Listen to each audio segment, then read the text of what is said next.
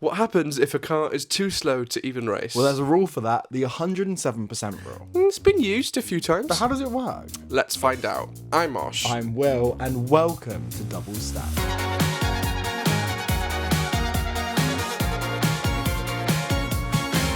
Okay, so what is the definition of the 107% rule? You are allowed to read it. I'm actually going to try and guess at the top of my head if I can remember. It's actually to do with qualifying. Yes. The 107% rule only applies in Q1 of qualifying. Okay. Any driver whose best time exceeds 107% of the fastest lap can be disqualified. Okay. They're not automatically disqualified, they can be disqualified. So, a maths breakdown of this is, say the fastest time is 1 minute and 40 seconds flat. 107% of that is 1 minute, 47 seconds and 8 Oh, tenths. 0.8. Doesn't make sense. 0.8. So that's 107%. If the slowest driver, or any driver really, has a time that is slower than that, then they are, what's the word? Jeopardised by this rule. If you think about these days, 7-second gap from the fastest lap is pretty impossible. But it doesn't happen anymore. But the rule was introduced in 1996. So it was mainly introduced for competitiveness, to keep everyone closer on the grid, and it also gave the slower teams, a bit more of a fight to speed up their car rather than just racing for racing. And if you think in the 90s, there's a lot of power imbalance, money imbalance, so people just couldn't afford to build fast cars. This was kind of like a cut-off for them, I guess. And also the slower teams ended up being dangerous, because you could just, if you had a really fast car, after a few laps in the actual race, you might just end up crashing into them. It's not automatic disqualification. There are some exceptions to the rule, which are weather is a big one. Actually, in 2018 they introduced a rule where the 107% rule wouldn't apply in wet conditions. And stuff like if something goes wrong on your car, you can't stop that, and that might happen. And they also can take into account practice pace, and if one of your times in practice was within the 107%, then you probably wouldn't be disqualified. And you probably would have a time within that in the practice anyway. Has it ever been used? Well, it must have been used, Will. Well, there are actually kind of 3 stages that we can talk about. So the initial introduction, which was 1996 to 2002. Then it was killed. And then it was destroyed. Killed. Murdered in cold blood. In 2003. And then it was reborn in 2011. Reincarnated like Jesus. Yeah, with some different reasonings. So, 1996 to 2002, its first original era, used a lot because of the back markers. There was a lot of slow cars. But why was it abolished in 2003, Osh?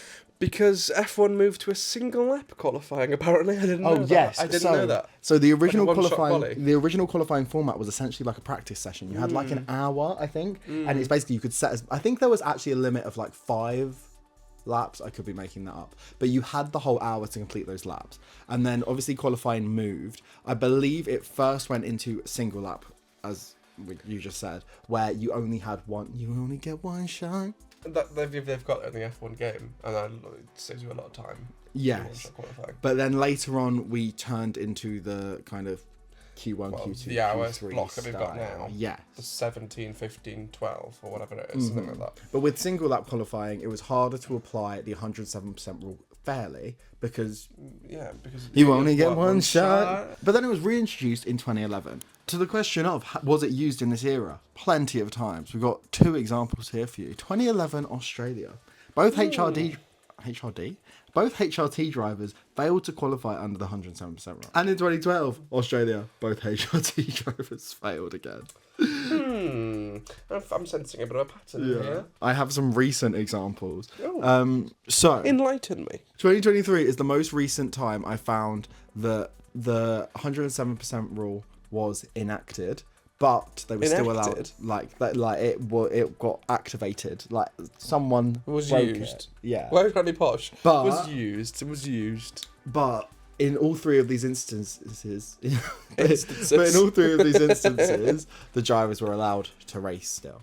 And so I've got in 2023, so the Saudi Arabian Grand Prix, Logan Sargent was 144% of the fastest time. So the fastest time was 1 minute 28.7, and his was 2 minutes and 8 seconds. cars. How can you be that slow? I don't understand what I don't happened. know. Well, it must have been an exception because he was allowed to race. Yeah. That's the Belgian Grand Prix. Nick de Vries in the AlphaTauri. Again, allowed to race. He was 113%, so not as bad as Logan Still Sargent. But then we also have Logan Sargent again in the Qatar Grand Prix Sprint, and he was 137% of it. So another over 2 minute lap time. Of course, it's Logan Sargent. Every other driver on the grid, of course it'll be him. I'm not even shocked at that point. But I have a feeling the 2012 Grand Prix was the last time it was. 2012. So exceptions are very common. Yes. Many teams are allowed to race, despite failing the car. Because there's usually an explanation for it. But now we're in an era of very close racing. As you said, this weekend, everyone kind of within 2 seconds. I think we had one session where it was like the top 15 were within under a second. Yeah, and that's quite common. Yeah. That happens very often. So these days. does it still matter? Is this a rule that still needs to be around? Well, we don't know yet because next year is 2026 is a year of new regulations, new cars, new engines, new people on the field. New Cadillac. And again, we don't know what the power difference is going to be. We won't know until the first race. So we might need it. Exactly. It might be used. You know, there's more drivers, so there'll be more of a difference between the times anyway, because there's more people on the field. So I think it's not too early to count it out yet. We should still keep an eye on it. Yeah. So yeah, the 107% rule doesn't come up often, but when it does, it's a bit chaotic. Might not be dead yet, because 2026 is coming. Bum, That's what I just said.